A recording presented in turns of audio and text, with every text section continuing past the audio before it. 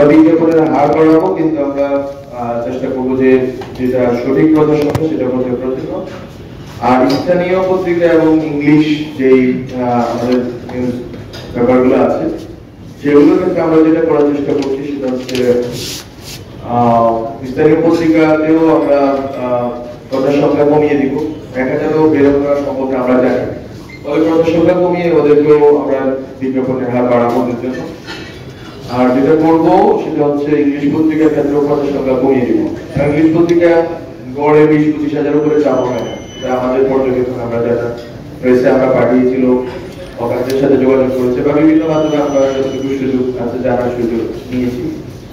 বলে আমরা চাইবো যে প্রচার সংখ্যা কমুক কিন্তু বিজ্ঞাপনের হার বাড়ুক।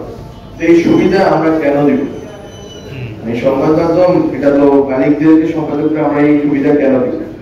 এই কথা বলার জন্য আজকে এটাও একটা গুরুত্বপূর্ণ বিষয় প্রেস মিটের। সেটা হচ্ছে আমরা সবিজ্ঞ বললেন আমরা একটা বেসিক স্যালারি সাংবাদিকদের জন্য প্রস্তাব করে দিতে চাই, এবং সাংবাদিকদের যদি এই বেসিক স্যালারি না দেওয়া হয় তাহলে ওই পত্রিকা আমরা আউটলেটকে আমরা এই সুবিধা দিব। পত্রিকা মালিক এবং সম্পাদকের যদি ইমিডিয়েটলি যদি এটা বাস্তবায়নের উদ্যোগ না নেয় তাহলে আমরা এই সংস্কারের দিকে যাওয়ার ক্ষেত্রে অবশ্যই পুনর্বিবেচনা করব। কারণ আমরা গভর্নমেন্ট থেকে আপনাদেরকে সুবিধা দিব, 900 টাকার বদলে 1800 টাকা বিজ্ঞাপন দিব। আমার রাষ্ট্রের জনগণের টাকায় আপনাকে বিজ্ঞাপন দিব, জনগণের টাকায় আপনার প্রতিষ্ঠান, আপনার প্রাইভেট প্রতিষ্ঠান আমি চালু রাখবো।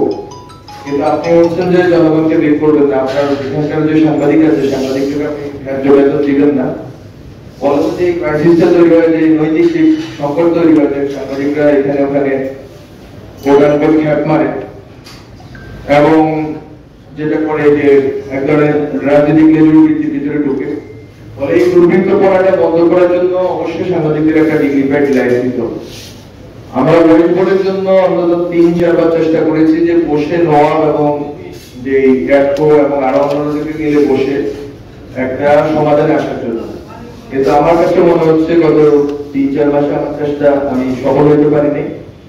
আমাদের এখন বেসিক স্যালারি যেই প্রপোজিশন ওখানে আমরা যাব, এবং সেটা যাব শর্ত সাপেক্ষে। এবং টেলিভিশন মিডিয়া আমার কাছে একটা প্রস্তাব করেছে, এটাও শর্ত সাপেক্ষ করে দিব আমরা। আমরা ডিজিটাইজেশন করব টেলিভিশন মিডিয়া, টেলিভিশনের যদি ডিজিটাইজেশন হয় 150 কোটি টাকা রেভিনিউ বাড়বে টেলিভিশন, মানে এই যে আপনাদের প্রাইভেট টিভি চ্যানেলগুলো 150 কোটি টাকা।